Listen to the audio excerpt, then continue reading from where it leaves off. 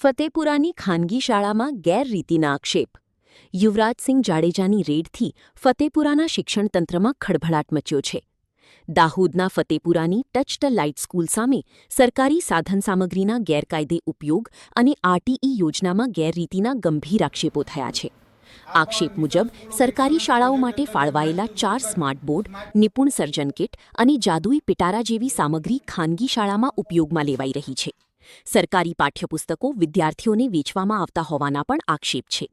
સાથે જ સરકારી કર્મચારીઓ ખાનગી શાળાના સંચાલનમાં જોડાયેલા હોવા અને આરટીઈ હેઠળ બોગસ હાજરી તથા ગ્રાન્ટની ગેરરીતિના આક્ષેપો પણ સામે આવ્યા છે.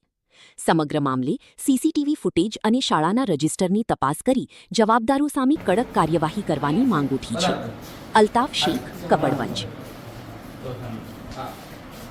આ ચોથા નંબરનું બોર્ડ છે.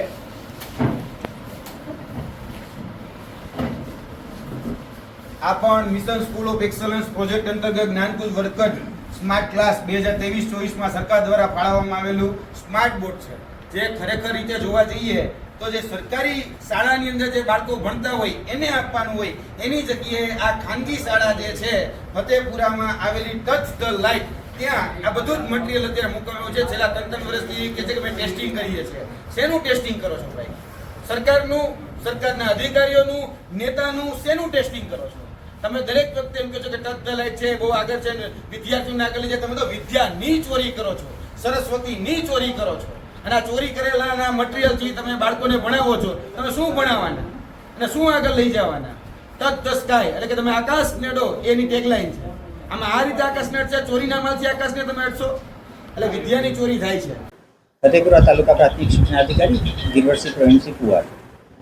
આજરોજ ટચ ધ લાઇટ સ્કૂલ ખાતે સરકારી પ્રાથમિક શાળાનું સાહિત્યનો ઉપયોગ થતો હોય તે બાબતે માહિતી મળતા તત્કાલ આ શાળાની અંદર 5 કલાકની આસપાસ તપાસ અર્થે આવ્યા છે. અને તે દરમિયાન અમને અહીં સરકારી શાળાનું સાહિત્ય સમગ્ર શિક્ષા અંતર્ગત ગત વર્ષનું 2024-25નું સાહિત્ય અમને નજરે જોવા મળેલ છે.